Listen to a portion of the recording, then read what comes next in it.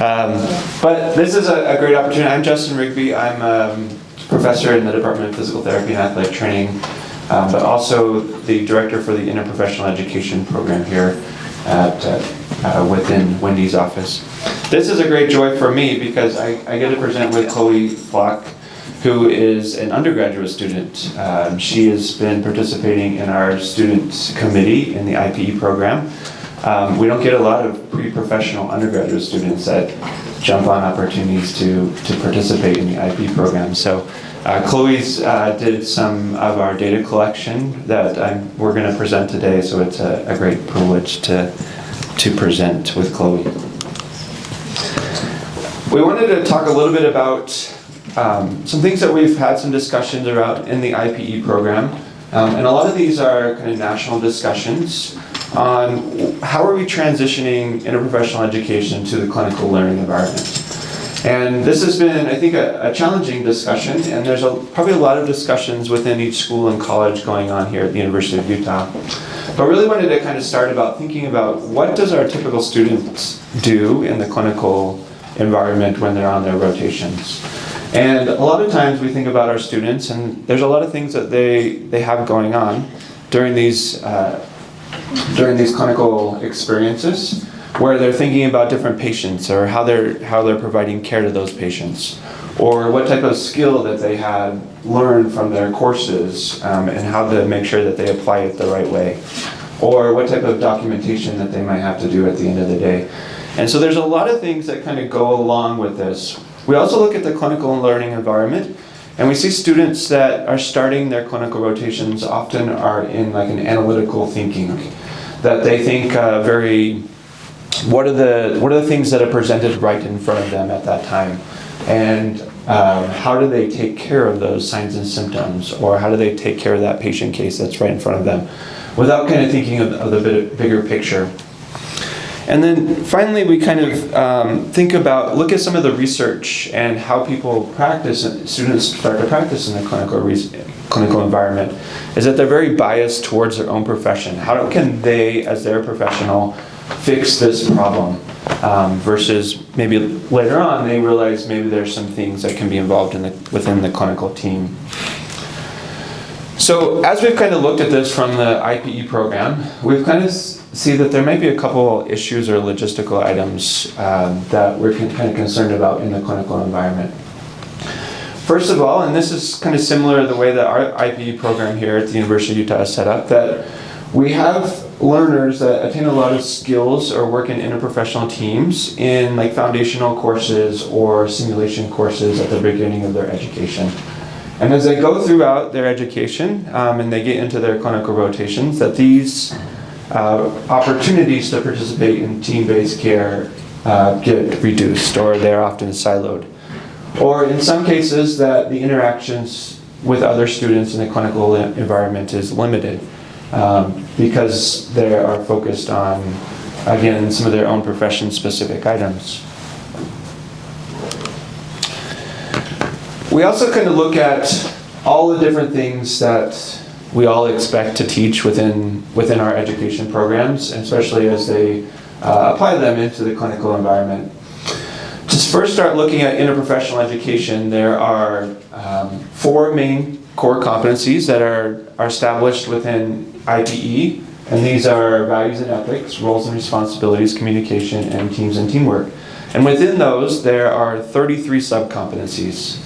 And if we take all of your accreditation requirements, they're probably double that in the number of type of competencies and skills that we expect all of our students and learners to be able to perform when they're done with their professional education. And so we recognize that there is a kind of an issue that there's so many things that we're expected to teach. So how do we specifically look at this from an interprofessional standpoint if we want to, or we feel the value of need to be able to provide care to patients in a team-based setting?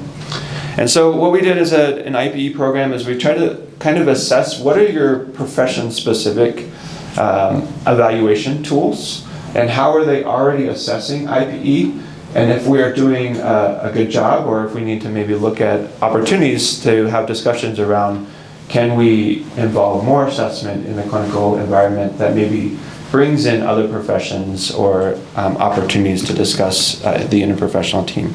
So I'm going to turn it over to Chloe to kind of discuss some of the research that we did. Hi everyone. Let's talk about some of the methods that we used to conduct this research. Starting with data collection, we first asked all of the IPE participating programs for their clinical evaluation tools, which are like the rubrics they use to assess their students.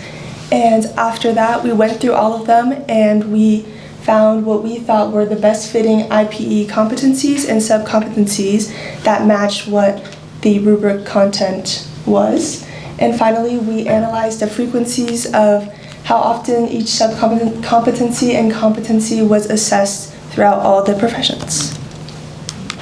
So, looking at an overview of IPE competencies and how we assess their usage. So we have the 4 main IPE competencies on the x-axis: roles and responsibilities, communication, values and ethics, and teams and teamwork.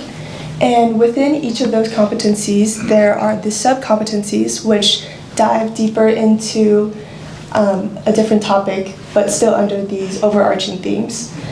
And in order to assess the usage, we looked at a competency and we saw how many total sub-competencies existed within that competency, and then we saw how many times that was assessed across all the professions. So for example, values and ethics, they had a total of 11 sub-competencies, and of those 11 sub-competencies, they were assessed 27 times across all of the IPE participating programs. Now, we wanted to keep in mind that not all of these sub-competencies and competencies were evaluated equally, or there are different numbers of each of them.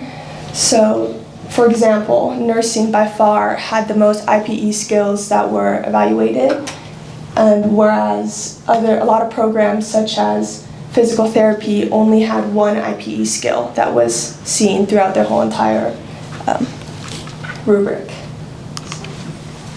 Now let's look at each competency and what we found. For values and ethics, so there were 11 total competencies, 4 of which were not seen at all over any of the professions. On the left, we have the programs that did assess values and ethics within their rubrics, and the most popular or most used sub-competency was VE4, which looked at value, diversity, identities, cultures, and differences. For roles and responsibilities, we had a total of 5, all of which were used across all the professions. And the top 2 that were most common was RR2, which looked at collaboration within the healthcare system and outside, and RR4, which looked at differentiating different team roles and how they promote health outcomes. Communication had 7 sub-competencies, 2 of which were not used, and the most common one took a look at using constructive feedback to accomplish team goals. Finally, teams and teamwork had 10 sub-competencies, and by far, TT8 was most seen, and this one took a look at facilitating team coordination to achieve safe and effective outcomes. Now looking at the sub-competencies that were not assessed, there were 10 in total out of the 33 that were not seen at any of the rubrics, and this is around 30%. And out of all the sub-competencies, there were 4 in total that were consistently used by at least half of the professions. I'm giving this back to Justin. All right. So again, thanks for Chloe to really, she did a lot of work on synthesizing and looking at those frequencies. And so if we look at kind of the summary of what we've kind of concluded is that there's not a consensus about which sub-competencies or even which main competencies are being assessed within our clinical evaluation tools that we're currently using in our professions. And there's a lot of variety in the number of IPE assessments or questions or items that are related on our evaluation tools. And again, as Chloe mentioned, a lot of professions, probably almost 70%, only have 3 or less IPE items on their clinical evaluation tool. So I'm going to kind of I want to just kind of provide a brief overview of just a couple things just to kind of close here. Is when we look at IPE, there are some things that preceptors show that are challenging to implement in the clinical learning environment. However, if we look at the kind of the opportunities to assess these, right now in IPE, all the clinical tools that are IPE specific are very long and very hard to train preceptors on. And so kind of what we wanted to really just highlight in our talk today is that what opportunities do we have as a health system, as all of these tools that we assess were from our own professions and programs. What type of opportunities do we have to maybe have discussions or continue to work on to be able to talk about these and what we should be measuring in our team. And so finally, I just want to thank our Interprofessional Education Clinical Experience Committee who really kind of drove this question. And hopefully we continue to have these conversations within your professions. So thank you.